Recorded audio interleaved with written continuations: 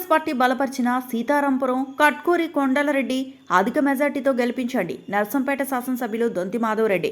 సర్పంచ్ ఎన్నికల సందర్భంగా కాంగ్రెస్ పార్టీ బలపరిచిన అభ్యర్థుల గెలుపు కొరకు నెక్కొండ మండలంలో సీతారాంపురం గ్రామంలో కాంగ్రెస్ పార్టీ బలపరిచిన అభ్యర్థి కట్కూరి కొండలరెడ్డికి అమూల్యమైన ఓటు వేసి గెలిపించాలని ప్రచారాన్ని నిర్వహించిన నర్సంపేట శాసనసభ్యులు మాధవరెడ్డి, ఆయనతో పాటు నర్సంపేట పీసీసీ సభ్యులు సొంటిరెడ్డి రంజిత్ రెడ్డి, పీసీసీ సభ్యులు Pendam Ramanand, Nekkonda market committee chairman Ravula Harish Reddy, Narsampet market committee chairman Palai Srinivas, Narsampet court AGP advocate Bandi Shivakumar, Chella Papireddy, market committee director Ravula Mahipal Reddy, గ్రామ ప్రజలు తదితరులు పాల్గొన్నారు. తప్పకుండా గెలిపిస్తాం అని చెప్పి మీ నాయకులు పిలవడం, మేము రావడం, మీరు ఇంత పెద్ద ఎత్తున ఈమెకి ఆశీర్వదించి మాకు స్వాగతించి మరి ఏదైతే గెలిపిస్తామని విశ్వాసం కల్పించిన మీ అందరికీ సోదరిమణులకి, సోదరులకి, వేదిక ఉన్న పెద్దలకి, పాత్రికేయ మిత్రులకి హృదయపూర్వకమైన నమస్కారం తెలియజేస్తా ఉన్నాను.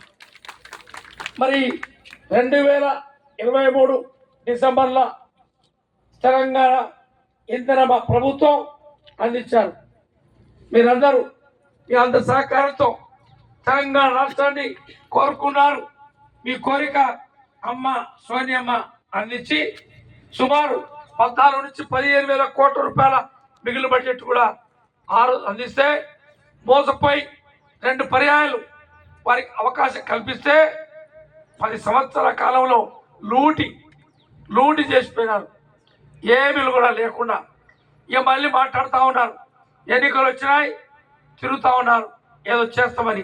కనీసం 10 సంవత్సరాల కాలంలో ఒక రేషన్ కార్డు ఇవ్వని దుస్థితి ఆనాటి ప్రభుత్వం, ఆనాటి నాయకులు ఈరోజు మళ్ళీ గ్రామ పంచాయతీ ఎన్నికల్లో వచ్చి ఏదో బాగు చేస్తా, మంచి చేస్తా, ఊరికి సేవ చేస్తా అని చెప్పి వస్తూ ఉన్నారు.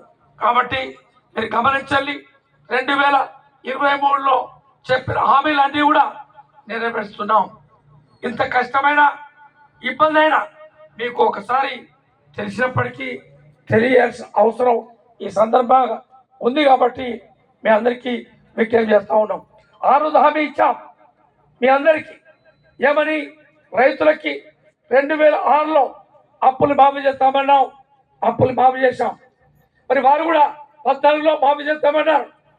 మాఫీ చేస్తే ₹1,00,000 ఉంటే 4 దఫాలు వడ్డీ సరిపోలే. 18లో చెప్పినారు, పావుల వంతు కూడా ఇవ్వకపోగా ఈరోజు మనం అప్పుల పాలు చేసి ప్రభుత్వ యంత్రాంగానికి జీతాలు ఇవ్వని దుస్థితిలో ఉన్నప్పుడు తెలంగాణ రాష్ట్రాన్ని మీరు కాపాడుకునే కొరకు మళ్ళీ ఇందిరమ్మ ప్రభుత్వాన్ని తీసుకొని వచ్చినారు.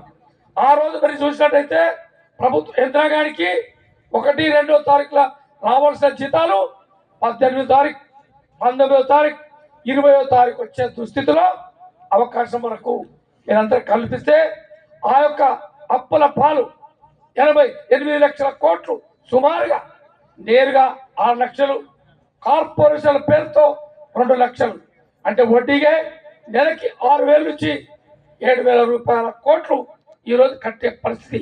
ఎప్పుడు కూడా ఏ రాష్ట్రం ఈ దేశంలో ఎంత అప్పు చేసిన సందర్భాలు లేవు. అయినా కూడా ఆ సందర్భంలో హామీ ఇచ్చిన నేపథ్యంలో ఒకేసారి 22,000 కోట్ల రూపాయలు భారతదేశంలో ఏ రాష్ట్రం కూడా మనకంటే సంపన్నంగా ఉన్న మహారాష్ట్ర కానీ, ఉత్తరప్రదేశ్ కానీ, ఇంత పెద్ద ఏదైతే మన కర్ణాటక కానీ ఆర్థికంగా ఉన్న రాష్ట్రాలు కూడా ఇంత పెద్ద ఎత్తున అప్పులు మాఫీ చేసింది మనమే తప్ప ఎక్కడ కాలే. మరిన్ని అప్డేట్స్ కోసం మా ఛానల్ని సబ్స్క్రైబ్ చేయండి.